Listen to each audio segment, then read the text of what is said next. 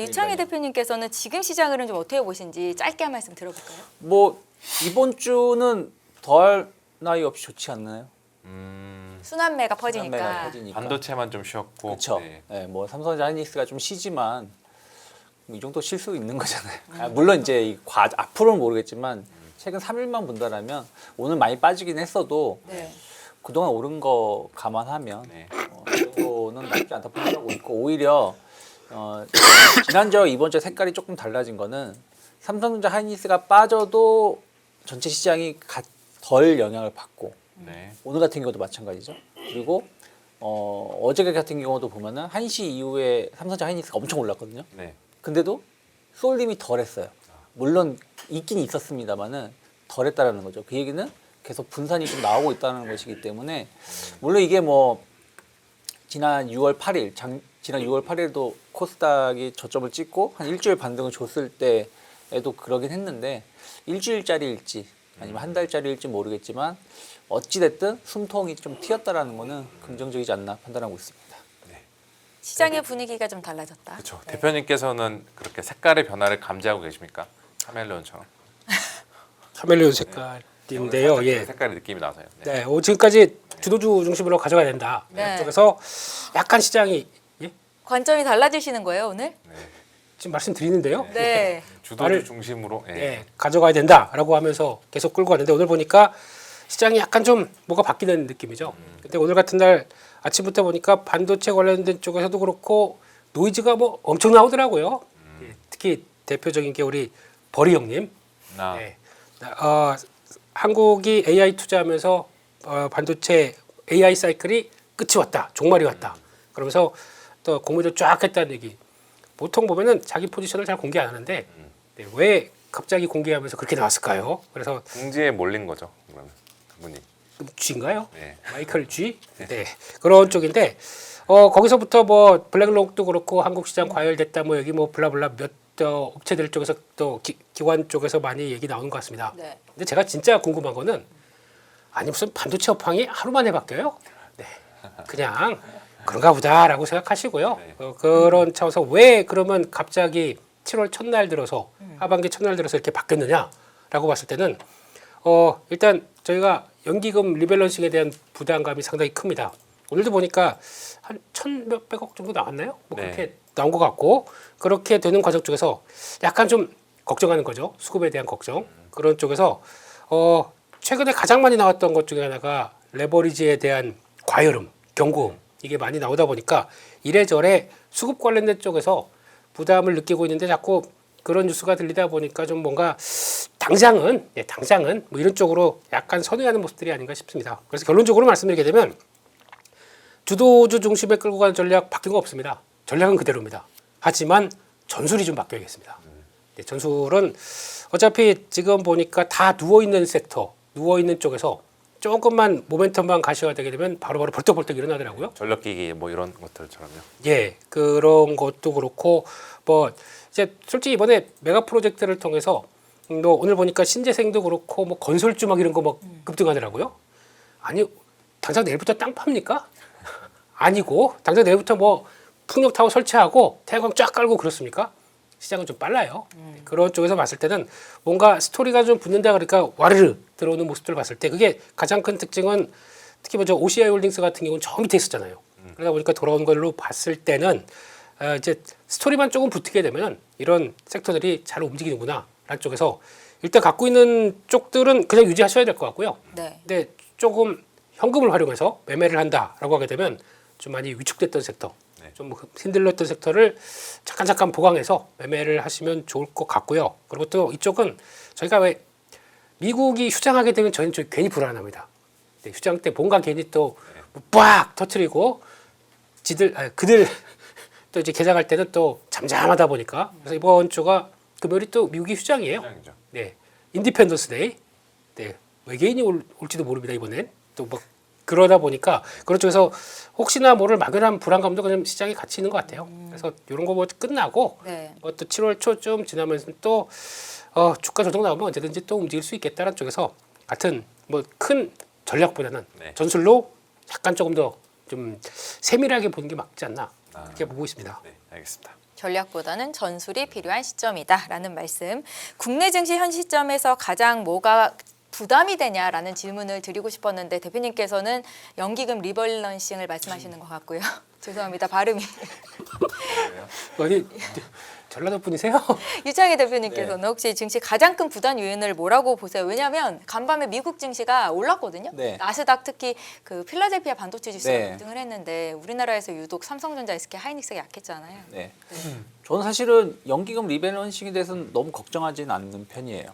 그러니까 우리가 지금 뭐 최대 한 77조, 그러니까 10,000포인트 간다라는 전제로 본다라면 뭐 한 77조까지 매도가 나올 수 있다라는 얘기가 좀 있거든요. 그러니까 9,000피 돌파하면 연기금 최대 74조, 그리고 10,000포인트를 넘어가면 120조 원 매도가 있을 수 있다라는 얘기가 좀 있는데, 저는 이제 좀 다르게 생각하는 것 중에 하나가 뭐냐면, 우리가 지금 얘기를 하고 있는 것 중에 하나가 제가 보기에 놓치고 있는 것 중에 하나는 지금 연기금이 가지고 있는 거에서 얼마가 매도가 나올 수 있다는 얘기를 좀 많이 하잖아요. 네. 근데 국민연금 앞으로 납입 안 하나요? 계속 납입을 하잖아요. 그러니까 그 작년에 이게 올해를 전망한 건데 올해 총 수입이 한 185조 가까이, 그리고 총 지출이 한 54조 원 정도 된다고 합니다. 연금 수령하시는 분이 있으니까. 그러면은 실제 130조 원 이상이 순유입된다는 거예요. 그러면은 이제 상반기 끝났으니까 하반기 남은 게 한 60조 원 이상 남아 있겠죠. 근데 이 중에서 20%를 잡으면 12조 원 정도 되는 거잖아요. 이게 국내 주식형 지금 20% 설정이 되어 있으니까. 그러면 물론 뭐 12조가 60조, 70조보다 훨씬 더 적은 금액이긴 하지만 오늘 나온 발표를 본다라면 매도를 하는 것도 최대한 줄여서 월간 매도 규모를 한 9조 원대에서 한 4조 원대로 줄이겠다라는 발표도 좀 있었거든요. 그러면 신규로 유입돼, 그리고 이제 작년보다 올해가 어쨌든 경제 성장률이 더 높기 때문에 네. 연금 그 유입이 더 클 수도 있다라고 보고 있거든요. 그러면 생각보다 우리가 생각하는 것 이상의 매도는 아닐 수도 있다 생각을 좀 하고 있습니다. 그리고 우리가 항상 시장에서 이것 때문에 위험합니다라고 얘기를 했을 때 그것이 현실화된 적은 거의 없었기 때문에 네. 그래서 그런 것들 감안하면 너무 여기에 대해서 우리가 걱정할 필요는 없지 않을까 판단하고 있고, 다만 저는 환율이 좀 제일 걱정이라고 생각을 좀 하고 있어요. 어쨌든 이제 뭐 엔화가 162엔까지 올라가기도 했었고, 또 우리나라 환율도 지금 1,550원 정도까지도 올라가 있는 거잖아요. 그러니까 환율이 결국에는 좀 내려와 줘야 되는데, 저는 사실은 이제 뭐 많은 분들이 그렇게 생각하셨겠지만 원래 지난번 FOMC 이후에 좀 원화가 조금 강세로 일부 조금 전환되지 않을까라는 생각들을 많이 했는데, 그때 워시의 발언을 조금 안 좋게 해석을 하면서 조금 원화가 그 이후에 좀 많이 올라왔는데, 저는 한 7월 중순, 7월 말부터는 좀 완화되지 않을까. 그러니까 그 원화 강세가 그러니까 다시 한 1,500원 이하 정도까지도 내려갈 개연성은 좀 있지 않을까 좀 생각을 좀 하고 있어요. 그러니까 이건 뭐 희망회로를 계속 돌리는 거잖아요. 그러니까 우리가 이제 환율이 계속 이렇게 고환율이 유지되는 이유 중에 하나가, 예전하고 다른 점은 예전에는 이제 달러가 부족한 건데 지금 달러가 부족하다기보다는 오늘도 보면은 6월달 350억 불인가요? 무역 흑자가 나왔음에도 불구하고 기업들이 환전을 안 한다는 거잖아요. 계속 그 나라에 놔둔다라는 건데, 그 이유가 어쨌든 미국에 투자도 해야 되고 뭐 대미 투자 이런 약속한 것들이 있으니까 환전을 안 하고 놔둔다라는 것인데, 한 7월 중순 이후부터는 조금 바뀔 수도 있지 않을까 생각을 좀 하고 있거든요. 첫 번째는 이제 금리겠죠. 네. 금리를 어찌됐든 이번에 인상 거의 90% 아닙니까? 한국은행. 네, 한국은행. 네네. 거의 100% 금리 인상을 다들 점치고 있잖아요. 네네. 그리고 다 잘하면 8월 달도 금리 인상 가능성이 좀 있다라고 보고 있잖아요. 그럼 아무래도 이제 그런 약간 그동안 한국은행 총재도 계속 매파적인 발언을 하셨기 때문에 금리 인상 이후에 추가 금리 인상 가능성을 계속 언급을 한다라면 원화 약세가 조금 완화될 가능성이 높다 생각하고 있고, 그리고 이제 이거는 제가 요즘 미는 약간 이제 그냥 기우제인데 네. 7월, 8월 넘어가면 좀 시장이 좀 바뀔 수도 있는 게 네. 물론 이건 확정은 아니잖아요. 법인세라는 게 기업이 선택을 하는 거고 뭐 규모도 뭐 이게 딱 정해져 있는 건 아니지만 어쨌든 지금 빅2 기준으로 삼성전자 하이닉스 기준으로 상반기에 영업이익이 최소한 뭐 두 개 기업 합치면은 한 190조, 180조 이상 네. 될 것으로 전망을 하고 있잖아요. 그럼 보통 우리가 전년도 법인세 낸 거 기준으로 해서 한 절반 정도를 중간 예납을 하는데 올해는 이미 하반기에도 그 정도가 좀 전망이 되고 있으니까 환율만 조금 아까 한국은행 금리 결정을 해서 조금만 우호적으로 변하면 그냥 제가 그냥 추정한 건데 상반기 영업이익을 추정해서 법인세를 두 개 기업이 계산해 보면은 한 47조 나오더라고요. 네.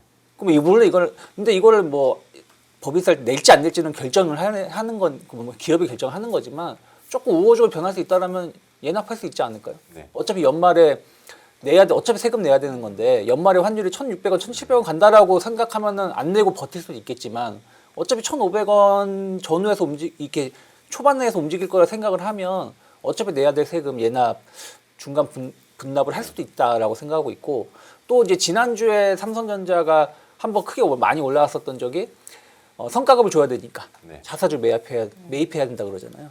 그런 얘기가 그게 한 100조 정도 얘기가 돌았었고요.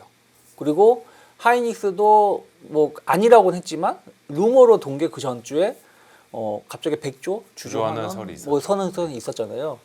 근데 그런 것들이 저는 그냥 과연 설일까? 아예 없는 얘기는 아니지 않을까. 그럼 어쨌든 삼성전자만 따지더라도 이번에 얘기가 나오는 게 20조 원 그 적립금을 충당을 하고 적립을 하고 나서도 한 8, 90조 좀 영업이익을 예상하고 있는 거잖아요.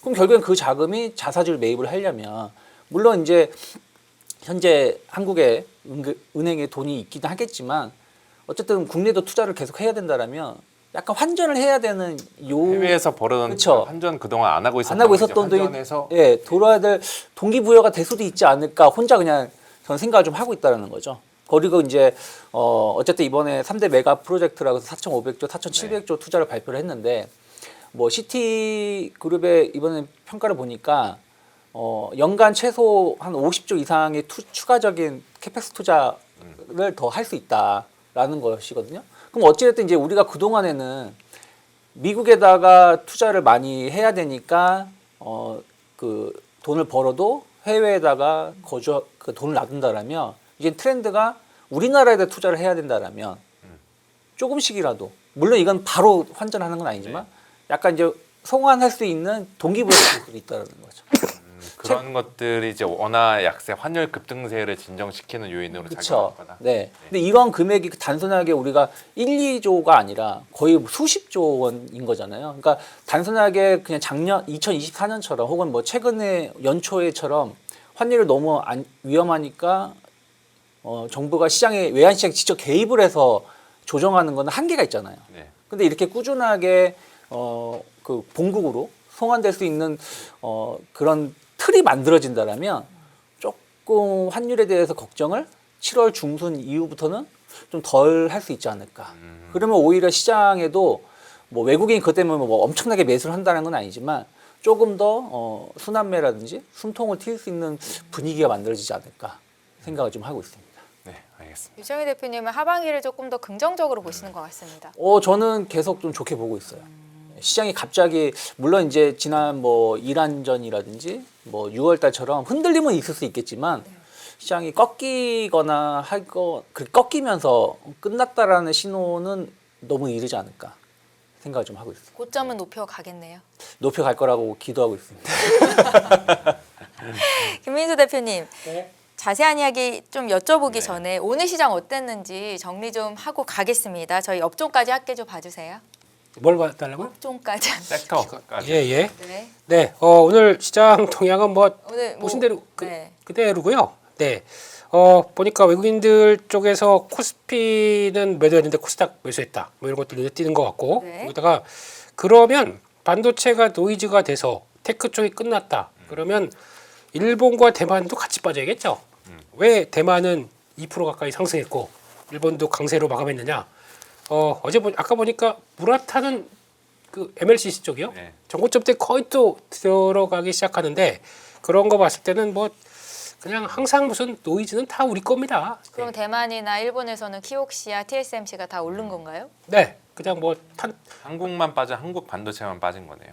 그리고 그 눈치 보고 미국에서 마이크론 빠지면 또 이제 같이 들어가서 그러면 마이크론 빠졌네 또 이게 무슨 무한 루프도 아니고 네, 그런 관점인데 네. 그냥 조금 수급 관련된 쪽의 변수로 본다라고 봐야 될 것 같고 그밖에 금리는 의외로 올라갔네요. 네. 또 다시 4.4대 중반대까지 올라갔는데 베센트 재무장관이 또 혹시나 이번 달 고용 지표 서프라이즈하게 나와도 걱정하지 말라.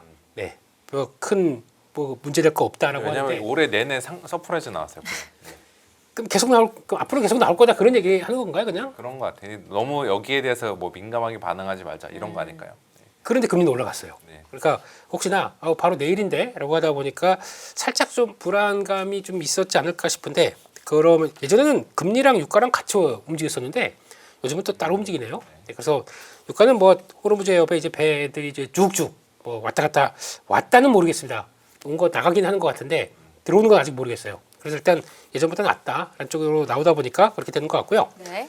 오늘 상승했던 업종을 보게 되면 일단 가장 뭐 전선 전력 설비 이쪽들이 눈길이 많이 갔고 건설 쪽도 보니까 데이터 센터 건설도 우리가 잘해.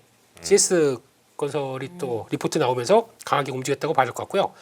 또 미국 시장에서 블룸 에너지 쫙 뻗으니까 또 SFC 관련된 종목들이 또 같이 움직였는데 이쪽들은 그냥 블룸 에너지가 많이 빠졌어요 최근에. 그러다 보니까 계약권 가지고 또 여기도 만만치 않네요. 급락과 급등이 왔다 갔다 하는 이런 섹터인 것 같고 또 원자력 쪽도 오늘 강했는데 그러니까 지금 어떻게 보면은 지금 정부의 입장으로는 이번에 메가 프로젝트를 통해서 네. 에너지가 이것저것 많이 필요하다 보니까 신재생은 기본이고 네. 네, 원자력 특히 SMR 특히 삼성전자 부회장께서는 거기 전남 지역에 원자력 지어달라고 했습니다. 그렇게 할 정도로 원자력에 대해서 좀 그러니까 영구적인 안정적인 전력에 대해서 얘기를 하는 거죠. 그런 쪽이 나온 것 같고 그밖에 뭐 LNG 복합 화력 발전까지 뭐 되는 거 다 하겠다는 입장인데 시장은 항상 신재생부터 올라가요. 네, 그래서 그런 느낌인 것 같고 우주항공 쪽도 오늘 반발배가 좀 많이 빠지다 보니까 나왔던 반발배가 좀 큰 것 같고 연결시키게 되면 방산하고도 같이 움직였다라고 봐야 될 것 같고요. 게임주는 위메이드 효과 이메이드 뭐 이슈가 있었나요? 어제 네. 인수한다던데요. 아, 중국에서 네. 네, 중국에 팔려가는 느낌. 카카오 게임즈도 전략적 투자자라고는 하지만 라인 쪽에서 가기 시작하는 거죠. 그러다 보니까 이것도 일본에 팔리고 과거에 저희 게임사들이 이제 KIP 하나씩 둘씩 좀 흔들리는 모습들이다. 경계감이 많은데 어쩔 수가 없지 않습니까? 뭐 새로운 게임 뭐 제대로 잘 못했으면은 그렇게 되는 과정인 것 같고요. 그밖에 이제 조선 기자재 쪽들 같은 경우도 같이 움직이면서 조선주도 오늘 다시 바닥에서 좀 고개는 들더라고요. 근데 보니까 마린 엔진, HD현대 마린 엔진이 가장 셌었고 그런 쪽에서 변화가 나오고 있다라는 쪽으로 보는데 하락 쪽은 반도체, 2차 전지는 에코프로 그룹 또 증자건으로 인해서 좀 위축되고 이것도 좀 그런 게 철강은 그러면 뭐 이거는 기본 아닙니까? 만약에 SOC 관련해서 근데 메가 프로젝트 관련돼서 어차피 대세우고 뭐 들어가면 철강도 많이 들어갈 텐데 왜 이건 안 가요? 좀 특이하죠. 예. 그리고 오늘 또 보다 보니까 전라도 쪽에 땅을 갖고 있거나 네. 본점 소재지가 거기 있게 되면은 또 광주 가요? 신세계. 네. 이거 막 움직이잖아요. 네. 자세히 보게 되면 광주가 아니라 나주에 있는 회사가 있습니다. 근데 상한가에 들어가 버려요. 아, 그러니까 그것도 보지도 않고 그냥 그 몸에 무조건 이제 베팅을 하는 것 같아요. 근데 거기도 아니고 또 본사 소재지는 서울이거든요. 근데 또 올라가요. 그러니까 잘 보고 하시는 게 좋겠다라고 네. 봐야 될 것 같고 인터넷 쪽들도 많이 빠졌는데 못 가네요. 올라갈 때도 빠지고 빠질 때도 빠지고 그냥 빠지기만 하네요. 그거 하세요. 마음이 너무 아픕니다. 네. 그런 쪽인 것 같고 스마트폰 쪽도 한때는 뭐 폴더블 관련된 쪽으로 막 봤다가 중국 쪽에서 그런 얘기 나왔거든요. 올해 스마트폰 출하량 30% 줄을 것 같다. 왜냐하면 메모리가 비싸서 다운그레이드를 할 정도다 보니까 이것 때문에 좀 그렇다라고 해서 관련된 쪽들도 많이 위축됐다. 그렇게 보여집니다. 그 대표님 오늘 전체적으로 순환매 색깔들이 강했는데 네. 앞으로도 이런 식의 순환매가 좀 이어질 수 있을까? 6월 달에 많은 사람들이 가장 많이 이제 네. 바라고 기도했던 게 반도체 말고 다른 애들 좀 살려주자라고 했는데 네. 거의 없었잖아요. 네. 앞으로는 좀 더 자주 나올까요, 순환매가? 뭐 일단은 저는 어쨌든 이번 주가 좀 분기점이라 생각 좀 하고 있어요. 그러니까 지난 6월 달에도 6월 8일에 저점을 찍어주고 순환매가 좀 나오는 듯 했는데 다시 한번 삼성전자 하이닉스 쏠리면서 한 번 더 충격을 받았던 거잖아요. 그래서 코스닥이 900포인트를 이탈하는 모습을 보여줬는데 쏠림이 더 지속되냐 안 되냐 여부는 좀 그걸 이제 우리가 좀 구분한다라면 좀 변동성 지수를 좀 보실 필요가 있지 않을까. V 코스피를 좀 보실 필요가 있다 생각을 좀 하고 있어요. 여전히 좀 높긴 합니다만은 그래도 어제 오늘 좀 계속 좀 내려오려고 하는 모습이거든요. 그러니까 최근에 지난번에 이제 6월 29일에 최고점을 찍어주고 지금 내려오고는 있는데 어쨌든 이제 오늘 같은 경우도 신호를 그런 분위기를 만들어준 게 사실은 삼성전자 하이닉스가 빠지면서 코스피가 2% 밀렸잖아요. 네네. 밀렸음에도 불구하고 변동성 지수가 내려왔다는 얘기는 약간은 한쪽 쏠림이 좀 완화가 되고 있다는 걸 좀 긍정적으로 좀 평가를 하고 있는 것이 아닌가 생각을 하고 있어요. 그래서 고변동성은 어느 정도 계속 가져갈 수밖에 없다라고 판단을 하고 있거든요. 왜 그러냐면 어쨌든 지금 우리 S7이라고 하잖아요. S7이 전체 시가총액의 한 60% 이상을 네. 차지하고 있기 때문에 고변동성은 계속해서 이 상승이 어디서 끝날지 모르겠지만 계속 유지가 될 가능성이 높은데 제가 봤을 때는 그 V 코스피 기준으로 한 70 이하로 좀 내려온다라면 저는 분산 효과가 조금 더 순환매가 조금 더 많이 나올 수도 있지 않을까 생각하고 있어요. 그럼 70이라는 거는 결국에는 요 정도거든요. 그러니까 지난 그 5월 달 고점 언저리거든요. 네. 근데 요 정도까지만 좀 내려온다 그러면 삼성전자 하이닉스의 쏠림보다 쏠림이 많이 완화가 되고 있다는 거고 그 쏠림이 완화가 되고 있다는 게 뭐 많이 빠졌다는 뜻이 아니라 하루의 진폭이 조금 잦아들 수 있다. 그러니까 좀 적은 2, 3% 내에서 진폭이 움직일 가능성이 그동안엔 막 5%, 5%, 8%씩 10%씩 움직였으니까요. 그러니까 2, 3% 내외에서의 어떤 진폭이 나와준다라면 변동성 지수는 더 내려갈 수가 있고 그러면서 순환매가 조금은 더 강하게 나올 수 있지 않을까. 그러면 한 이번 주나 다음 주까지 해가지고 한 80 정도까지 좀 빠르게 내려가는 것이 확인이 되면 의외로 우리가 이제 저는 계속 말씀드리는 게 코스피 종목을 보더라도 변압기나 조선주를 보더라도 주가 지수를 본다라면은 코스피 주가 지수를 보는 게 아니라 코스닥 주가 지수를 봐야 된다고 말씀을 드리고 있거든요. 왜냐하면 코스피는 왜곡되어 있잖아요. 네. 아까 우리 S7에 의해서 주가 지수가 왜곡되어 있는데 코스닥은 그 모든 걸 다 대변한다고 보고 있기 때문에 그럼 코스닥은 지금 이제 오늘 보면 딱 이제 조금 윗꼬리가 위 아래 꼬리가 나오면서 도지 모양이긴 하지만 기술적 분석이 전부는 아니지만 아까 말씀드린 대로 좀 삼성전자 하이닉스 쏠림이 조금 완화가 되면 이번에는 좀 제법 좀 강한 상승이 나올 수가 있고 그러면은 코스닥 기준으로 저는 한 1050포인트 정도까지 어떤 추가 상승? 그러니까 그러면 한 100포인트 이상이거든요. 네, 맞네요. 그러면은 지금 지수 대비해서도 한 10% 정도가 더 올라갈 수도 있기 때문에 네. 그러면 아무래도 중소형주가 의외로 제법 센 그게 뭐 일시적일지 네. 아니면 조금 더 길어질지 모르겠지만 센 반등이 7월 말까지도 기대해 볼 수 있지 않을까. 그리고 나서 저는 의외로 7월 말 이후에는 그때 이제 또 미국 빅테크 기업들이 실적이 다 몰려 있거든요. 근데 지금 우리가 삼성전자 하이닉스를 약간 중립적으로 보는 이유는 뭐냐면 우리가 지금까지 걱정하는 거 이렇게 비싼데도 니들 투자할 거야? 가격이 비싸니까 그쵸. 메모리 가격이. 예, 네. 그런 부분들인 건데 그런 우려감을 거기서 불식시켜 준다면 다시 또 이제 쏠림이 나올 수 있지 않을까 네. 생각을 좀 하고 있습니다. 네. 그러면 좀 눈여겨보고 계신 섹터가 있으신가요? 그래서 이제 저는 이제 그럼 결국엔 이제 대응이잖아요. 네. 대응을 어떻게 하느냐가 중요한데 저는 이제 만약에 사실은 우리가 말로는 제가 이렇게 하지만 쉽지 않잖아요. 말을 하는 것과 행동은 쉽지가 않죠. 대응이 쉽게 주식을 하시는데, 그렇죠. 입으로 하는 것과 실전은 다른 거니까. 그러면 사실은 삼성전자 하이닉스 같은 경우는 대응이 좀 어려우신 분들은 그냥 무대응이 원칙이라 생각하고 있어요.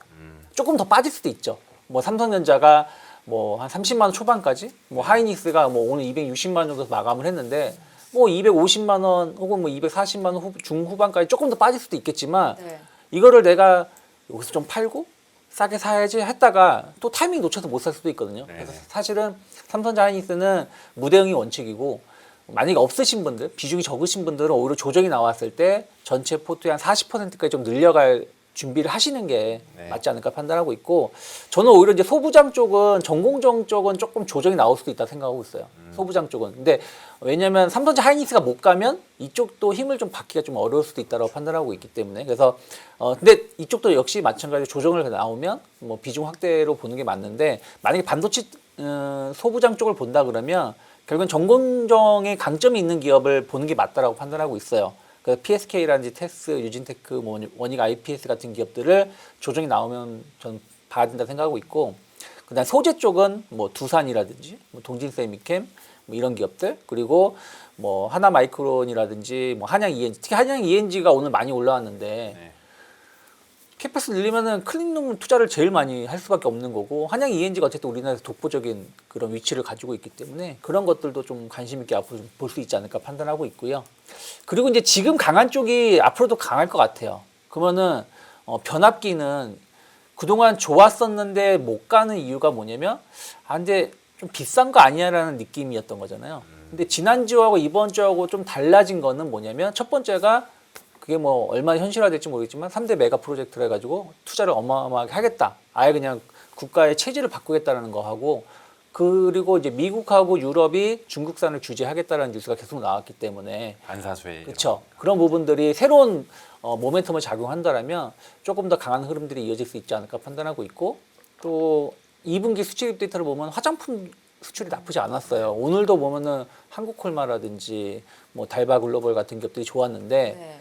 저는 화장품에 대해서는 조금 더 상승이 이어질 수도 있다 생각하고 있고 그리고 이제 실적 대비해서 안 좋은 섹터는 이제 증권 그리고 뭐 조선 이런 쪽인데 이런 쪽도 조금만 분위기가 반전되면 긍정적으로 봐야 되는데 특히 증권주들은 보실 때는 자산운용사가 있는 쪽 그쪽이 좀 강한 쪽을 보셔야 돼요. 왜냐하면 우리가 쏠림 얘기했는데 그 쏠림이 결국 ETF 쪽이잖아요. 네, 맞죠. 그럼 ETF 운용사 수익이 어마어마하게 네. 들어올 거기 때문에 그래서 지난주에 나온 뉴스도 보면은 그 운용사들 영업이 그 엄청나죠. 엄청나다 네. 할 거기 때문에 그쪽이 강한 쪽을 좀 상대적 선택을 하신다라면 그래도 조금은 좋은 결과 볼 수 있지 않을까 생각하고 있습니다. 네, 알겠습니다. 네, 대표님의 의견도 좀 여쭤보겠습니다. 하반기에 순환매가 확산이 된다면 어느 쪽으로 좀 집중해서 보고 계신지 오늘 준비해 오신 골드만삭스 자료도 하반기 아시아 증시 주도주와 테마에 집중해야 된다라는 이슈가 있네요. 네, 또 골드만삭스에서 나왔던 하반기 전망이 나왔길래 네. 한번 뜯어봤습니다. 네. 근데 이 글로벌 전반적으로도 극단적 양극화가 있었다고 보는데 이게 지금 아시아 태평양은 뭐 21% 상승했는데 상반기에 보면은 한국이 119%, 대만이 56% 이렇게 되다 보니까 나머지 시장은 한국과 대만 빼게 되면 오히려 9% 하락했대요. 그렇게 되면은 이들이 다 끌고 간 거죠. 그러니까 차별화 장세가 이어졌다라고 하는데 그럼 이게 계속 될 거냐라고 하는데 기존 흐름의 반전은 어려울 것으로 전망을 하고 있습니다. 여전히 북아시아 주도를 하고 있고 거기다가 공급 부족 가격을 오늘 가장 많이 나온 얘기가 그거잖아요. 두 가지를 얘기하던데 메가 프로젝트를 통해서 이제 그러면 반도체 가격은 꺾인다. 아니 무슨 당겨서 2033년이에요. 네, 근데 거기서 무슨 가격 걱정을 지금 뭐 와 이제 물량 다 들어올 거야 이렇게 생각하고 있는 게 말이 되납니까? 두 번째는 오늘 또 얘기 나왔던 게 창신 메모리 네. 이쪽에서 IPO 할 때 보고서가 공개됐습니다. 네. 그 내용들 쭉 보다 보니까 가동률이 95%, 90%막 그렇게 돼 있더라고요. 그래서 어이구 얘네가 공공이 한 4위 디램 사업자로 들어오겠구나. 라는 쪽에서 잘 보니까 LPDDR을 하기 시작해요. 그러다 보니까 그런 불안감, 우려감들이 많은데 LPDDR을 하기 시작한다는 건 어떤 의미예요, 대표님? 저전력이죠. 저전력 쪽에서 들어가는 DDR까지 그들이 손대고 있다라고 네. 하다 보니까 오, 뭐 생각보다 센데라고 하면서 거기 뭐 치고 올라온다. 뭐. 예, 그런 것도 그러니까 오늘 반도체 노이즈 엄청 많았습니다. 이런 것들 비롯해서. 근데 그게 거기서 나온 거 보면 이번에 텐센트인가요? 거기 장기 공급 계약했잖아요. 그러니까 내수 쪽으로 들어가도 모자란 판이죠 지금. 네. 그러니까 그들 건 거기 채우고 이번에 상장을 통해서 상장 차익으로 투자를 더한다. 그러면 여기서도 만약에 의미 있는 성과가 나와서 자 이제 우리 것도 사가세요 하게 되면 마찬가지로 2018년 뭐 2000 그것도 수율을 잡는다는 전제하에 그러다 보니까 거기다 뭐 우리 수율이 얼마고 이런 거 안 써 있습니다. 그냥 이렇게 지금 나오는 일반적인 지표들만 나와 있기 때문에 그런 거 가지고 많이 얘기를 하는데 그러다 보니까 이래저래 그냥 근데 그런 거 빼고는 이 정도 빠진 거면 잘 버틴 거 아닐까요? 이런 생각도 들고 있고, 네, 아무튼 그렇습니다. 그래서 일단 뭐 거시경제 환경 쪽으로는 지정학적 리스크 완화 뭐 얘기는 많이 나온 것 같고, 인플레이션 유가 하락 속에서 이제 어제도 얘기 잠깐 드렸죠. 시장이 너무 금리 인상에 대해서 걱정하고 있다. 라는 쪽들 얘기한 거 있는 것 같은데, 매크로보다는 기업 이익이 먼저입니다. 저는 그렇게 믿고 있습니다. 그런 쪽으로 바라보고 있고, 아까 우리 대표님 얘기하신 거 그대로 나오네요. 그 아시아 통화 가치 상승과 함께 전반적으로는 달러가 약세로 갈 수 있겠다라는 쪽들인데, 단순하게 그냥 ADR 상승하고 돈 들어온다고 하더라도 그건 우리나라에 와서 또 투자한다고 그랬지 않습니까? 네. 그러면 그 규모만 봐도 일단 환율을 좀 자극하지 않을까요? 근데 그럼 어차피 환율은 달러와 일본 엔화가 결정한다고 생각하고 있기 때문에 그 동향은 좀 보셔야 될 것 같고요. 그런 쪽에서 지금 요 얘기는 중요한 것 같아요. 이제 한국과 대만이 가격 결정권을 갖고 있다. 이 얘기는 반대로 말씀드리게 되면 갑과 을이 바뀌었다는 얘기죠. 그러다 보니까 애플이 막 뛰어다니면서 좀 어떻게 안 되니까 막 무슨 뒤에 걸면서 소송도 막 되고 막 이런 얘기가 나오는 것 같은데, 그래도 뭐 할 수가 있네요 지금. 그러면 우리 뭐 삼성전자, SK하이닉스도 마이크론처럼 애플 들이받을 수 있겠네요. 근데 저희는 한국인입니다. 그냥 참을인, 네, 그렇게까지 또 인정업계 안 하거든요. 또 오랜 고객 싸고 그러다 보니까 그냥 그런가 보다 싶은데, 그런 거 보면 들이받아도 되죠. 근데 그냥 그렇게 되나 보다 싶고, 여기서 보게 되면 또 이제 AI 하드웨어 반도체 슈퍼사이클은 뭐 큰 이상 없다고 보는 것 같고, 전력 수요빈 에너지 안보 나오다 보니까 전력 인프라 얘기 많이 나오죠. 그런 쪽에서 나오는 것들, 또 아마 이쪽에 대한, 그러니까 전력 설비나 에너지 쪽들 다 관심 있게 봐라 얘기 같고요. 이게 소프트웨어 업종 얘기가 나옵니다. 기술 전환기 리스크를 겪는다. 이게 좀 되게 중요한 얘기죠. 그러니까 AI 시대에 아직까지는 돈을 못 벌고 있어요. 근데 거기서 위협이 나올 가능성이 높다 보니까 아직 제대로 반응을 못 하는 거죠. 아마 게임주가 그렇게 또 해석을 할 수도 있는 거죠. 어떻게 보면 AI가 침투가 돼서 이걸 통해서 인건비를 줄이면서 뭔가 새로운 게임에 대해서 다가서기 시작하게 되면 완전히 탈바꿈할 수 있는데, 아직 그 정도가 안 돼 있다 보니까 AI가 뭐 그 정도까지 지금 뭐 침투가 돼 있나요? 아니다 보니까 그런 쪽에서 아직 소프트웨어는 기다려 이런 쪽이고, 그러다 보니까 네트워크 인프라 관련돼서 진입 장벽이 높은 조선 중공업까지 얘기를 하네요. 네, 이런 쪽들 얘기를 하는 것 같고, 게다가 지정학적 얘기 나오다 보니까 여기서 나오는 또 조선 또 나옵니다. 네, 전력망 반도체 이런 쪽에서 우방국으로 재편된다라는 얘기 나오는데, 거기다가 방산 지출이 확대되면서 방산주 뭐 다 좋다네요. 그러니까 네, 코스피 사라는 거 아니에요? 그냥 사실 그냥. 결국에는 네. 코스피 200 네, 이렇게 나오는 것 같아서 이건 되게 중요한 것 같아요. 그래서 매크로 변수보다 기업의 실적 성장률과 추정치 변화에 동행하는 경향이 크기 때문에 아마 이제 금리 인상에 따른 불안이나 여러 가지 뭐 워낙 환율 얘기가 나온다고 하더라도 이거보다는 실적 믿고 움직이는 게 좋겠다라는 쪽으로 바라보면서 하반기에도 뭐 상승 랠리는 계속 될 것이다라고 얘기를 하네요. 그래서 실적 조정치는 계속 상향시켰기 때문에 이 흐름에 따라서 여전히 아까 말씀드렸던 섹터 잘 보면서 주식하겠다고 그들은 얘기합니다. 네. 저 하반기 결과 상승 랠리 지속 수익률 중간가 13%가 하반기 누적으로 13%예요. 그 중간가 그 차트가 있었는데 보다 보니까 왜 불케이스, 베어케이스 거기서 이렇게 정한 그들만의 논리더라고요. 그래서 근데 그렇다고 하더라도 뭐 13%는 요즘은 하루면은 뽑아낼 수 있는 수익률 같아요. 이틀 봐주시고 이틀 예. 그래서 그렇다. 또 모르죠. 바뀌면 또 어떻게 바뀔지도 네. 모르고, 그래서 그 정도로 지금 설명을 하는 것 같습니다. 네. 대표님이 보시는 하반기 주도 핵심주가 의견이 동일한 거예요? 지금 보여주신 골드만삭스와? 여기서 크게 벗어나기는 어렵다고 생각하고 있고요. 뭐 다 그래서 포함되어 있는데 다 들어. 다 들어 있는데 뭐 원하는 거 얘기해. 이거 다 있어. 뽑아주셔야죠. 몇 가지만. 그냥 그거죠. 뭐 반도체부터, 예, 테크 쪽부터, 그리고 또 조방원전, 소비 쪽이 좀 안 나왔는데 뭐 그런 것까지 이거 다 카테고리다. 그렇게 하고 또 하반기는 또 아시잖아요. 변동성이 또 엄청 이렇기 때문에 그걸 잘 커버할 수 있는 현금도 조목입니다.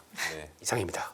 그 유창희 대표님께서 저기 테마 중에서 조금 가장 눈여겨 볼 만한 테마 좀 선정해 주실 수 있으신가요?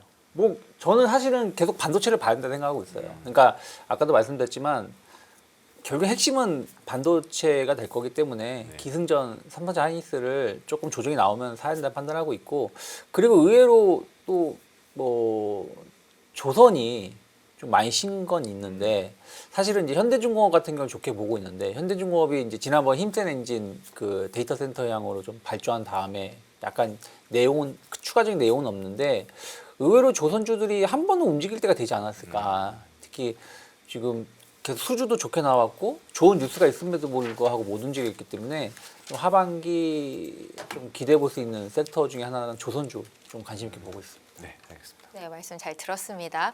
대표님께 이거 좀 여쭤볼게요. 뉴스가 하나 나왔는데 반도체 기판 업계에서 하반기 납품 단가 인하 압박을 받으면서 우려가 된다라는 뉴스더라고요. 대표님, 기판 쪽 항상 짚어주시니까 이 뉴스는 우려할 만한 상황인지 좀 봐주십시오. 일단은 기판 동향을 보게 되면 네. 그동안 그 전에는 뭐 계속 대만 쪽이나 일본 쪽에서도 분위기 계속 좋게 가다가 우리만 무슨 구리 가격, 무슨 금 가격, 은 가격 이거 올라다 보니까 우리만 영향받아요. 저희만 꺾였었어요 한번. 그 상반기 중에 한 번. 네. 그러다 보니까 그때 얘기가 많았었는데 그리고 딱 보니까 4월 달부터 업체들이 다 그 단가 인상을 했습니다. 그걸 다 통보를 했어요. 네. 그럼 이제 2분기는 다 그거대로 적용을 받을 겁니다. 그렇게 되면은 거기서 이제 마진이 벌어지는 거는 또 2분기 때는 좋게 나오겠죠. 근데 이런 국면이 나오는데 지금 기판 쪽은 네. 이것도 병목 현상이에요. 왜냐하면 새로운 게 막 나오기 시작하지 않습니까? 지금 저희가 알고 있듯이 단순한 뭐 서버용 들어가는 기판뿐만 아니라 소캠2, 뭐 GDDR7, 뭐 LPDDR5 이런 거 다 그냥 디램스가 갖다 꼽는 거 이거 아니잖아요. 네. 기판 위에다가 다 이렇게 세팅이 되다 보니까 그렇게 되게 되면 이쪽들도 다 쇼티지가 나기 시작하는데 그거 관련된 쪽에서 그러면 단가 인하가 좀 낮춰줘. 그런다고 낮출 수가 있을까요? 그러면 만약에 낮춘다고 하더라도 예전에 그 가격을 인상했다가 다시 내려온 부분들이 있고 만약에 그렇게 되게 되면 거기다가 원자재들은 다 지금 낮아졌잖아요. 그러면 거기서까지 생각하게 되면 마진은 그대로가 유지가 된다고 봐야겠죠. 거기서 올렸다가 내려온 부분과 또 원자재가 떨어진 부분까지 생각하게 되면 그건 유지가 되는데 Q는 이상 없을 거고 Q는 더 확대가 될 거고 그러다 보니까 너무 거기에 신경 쓸 얘기는 아닌 것 같고 그리고 그게 또 원래 병목 현상 쇼티지 나오게 되면 갑과 을이 바뀝니다. 그런 쪽에서 그걸 너무 또 그들이 그런다고 그렇게 끌려가냐 요즘 기사가 다 그래요. 그냥 뭐 좀 자극적인 기사 나오려고 한 것 같기 때문에 그리고 또 많이 오르게 되면 이게 또 최근에 기판 업체들 또 쭉 올라왔었어요. 그러다 보니까 조정의 빌미는 될 수 있겠죠. 근데 추세는 못 바꿀 것 같습니다. 네. 알겠습니다. 단순 노이즈 정도로만 해석을 하도록 하겠습니다. 저희 다음 이슈로 좀 넘어가 볼게요. 어떤 거를 좀 눈여겨 보셨습니까, 위원님? 저는 또 다시 김민수 대표님께 질문을 드려야 될 것 같은데 네. 반사. 네, 또 일단 두 분에게 드릴 겁니다. 네. 바이오 쪽 요즘에 바이오가 약간 살려는 드릴 게 흐름이 나오고 있는데 네. 이게 정말 생존을 할 수 있을지 그럼 없을지. 유창희 대표님께 먼저 좀 여쭤볼까요? 네. 그러시죠. 바이오에 대해서는 어떻게 봅니까? 그 저기도 지금 차트가 띄어 있는 것 같은데 네. 미국 바이오주는 그렇게 잘 나가는데 우리나라는 진짜 사장이 되다 싶었었잖아요. 근데 미국 바이오주는 돈을 잘 벌고 있는 아, 바이오주이고 자이고. 우리나라 바이오주는 아직까지는 좀 돈을 많이 써야 되는 네. 거다 보니까 또 미국은 헬스케어가 좀 경기 방어제 성격을 좀 가지고 있잖아요. 그래서 약간 차이는 있다라고 보고 있어요. 그리고 뭐 약간 비만 치료제 관련된 기업들의 주가가 훨씬 더 좋은 부분들도 좀 있거든요. 그래서 저는 아직까지는 바이오주에 대해서는 조금은 중립적인 시각을 가지고 있습니다. 만약에 본다라면 뭐 리가켄 바이오 같은 경우는 지난주에 국민성장펀드 투자 유치도 했고 투자 유치를 했다는 얘기는 앞으로 어떻게 될지 모르겠는데 승강제 해가지고 70개 기업 선정할 때 리가켄 바이오는 일단 들어가는 거 아닌가요?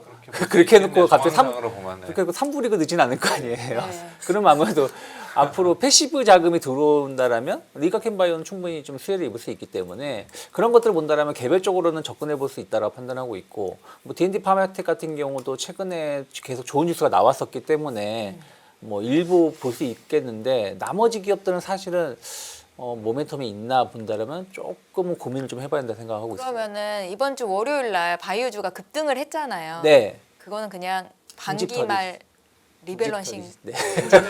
아, 사실은 그렇게 따지면 2차 전지도 거의 비슷한 급으로 올라왔는데 2차 전지는 다 빠지고 바이오는 그만큼은 아니지만 물론 2차 전지 뭐 악재도 있었죠. 네. 근데 사실은 에코프로의 개별 악재인 것이지 전체 악재는 아니었던 거잖아요. 그래서 그런 것도 감안한다라면 저는 조금 추세가 조금 조금은 돌린 기업들, 그러니까 추세를 돌렸다라는 기준은 뭐라고 딱 단정 지을 수는 없지만 아까 제가 변압기도 말씀드렸는데 변압기 같은 경우는 이번에 조정이 나왔어도 지난번 6월 중순 저점을 깨지 않았어요.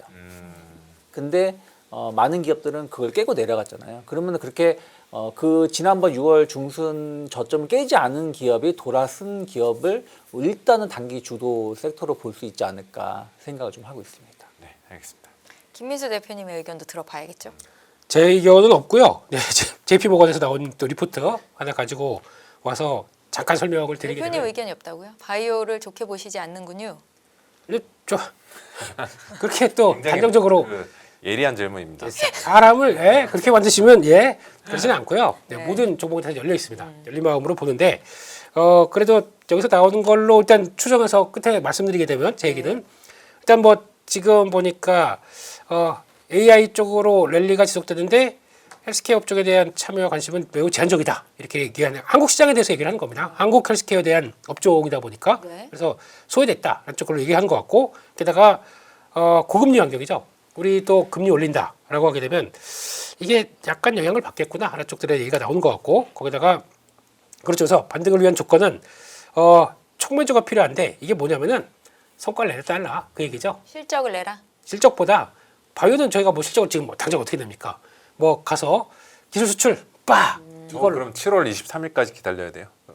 7월 23일이 무슨 날입니까? 그 모 회사에서 3차 FDA 그냥 7월 23일. 네. 뭐 그런 거라도 뭐 FDA 통과나 뭐 그래도 좋은 결과 나오게 되면 그다음부터는 반응이 나올 수 있겠다라고 보다 보니까 그런 게 이제 촉매제라고 얘기를 하는 것 같아요. 그렇게 되는 것 같고 근데 그래도 관심을 갖는다 그러면 여기서 나온 거는 대형 바이오로직스, 삼바, 셀트리온에 대해서 얘기를 합니다. 그만큼 CDMO 쪽에서 덩치도 있고 성과가 나올 만한 쪽들로 보자라고 하다 보는데 그러니까 결국에는 여기서도 잘 보시게 되면 숫자 나오는 쪽 본다고는 얘기해요. 이게요. 그렇게 봐야 될 것 같고 거기다가 미용 의료기기 화장품 소형주 쪽에서 높은 관심을 둔다고 합니다. 그래서 이거를 쭉 보게 되면 지금 나온 거는 뭐 APR 뭐 다 아시는 것처럼 APR 있고 클래시스를 대표적으로 말씀을 드리고 있는데 아까 보다 보니까 요즘 파마 리서치가 경쟁사인 줄 알았더니 경쟁사가 아니에요. 저희 리서치보다는 레몬 리서치보다 한 단계 위더라고요. 파마 리서치가 북미 쪽에서 회사를 하나 인수를 했습니다. 유통사로 아까 본 것 같은데 네. 그럼 이제 리쥬란 북미도 빠 그러다 보니까 요즘 분위기 나쁘지 않죠. 그런 쪽에서 아마 지금 그거까지 보게 되면은 아마 지금 시장에서는 화장품 쪽도 임의용 화장품도 같이 봐야 될 것 같고 요즘에 외국인들이 특히 일본 분들이 더 그렇다면서요. 요즘엔 다이소 갔다가 바로 약국으로 간대요. 약국에 가서 한 뭐 사요? 그 코슈 메디컬 뭐 이런 것들 그걸 사기 시작한대요. 뭔가요? 코 아니고요. 화장품과 네. 또 제약 의약품이 만난 제품들 그런 쪽에서 약국에만 파는 것들 혹시 아직 그런 거 없으셔도 모르는데 김이 이제 뭐 이렇게 색소 침작 이거 네. 되는 거는 피부과를 가야죠. 그러니까 가군 싶은데 네네. 시간상 시간상 또 자, 대표님 시간상 그래서 대표님께서는 헬스케어 쪽보다는 미용 의료 기기 쪽 화장 그쪽으로 집중하시는 그거가 좋을 것 말씀이시죠? 같고 바이오 쪽은 네. 종목이 한정돼 있습니다. 좋은 종목 그렇게 아까 우리 대표님 말씀하신 종목 같은 한정적으로 보시는 게 좋겠다 그렇게 네. 말씀드리겠습니다. 바이오에 대한 김민수 대표님의 투자 의견은 저희 내일 이어서 좀 듣도록 하겠습니다. 저희 모두 함께 인사드리고 마무리를 지어볼게요. 지금까지 김민수 유창희 대표님, 저는 최은정이었고요. 한지영이었습니다. 고맙습니다.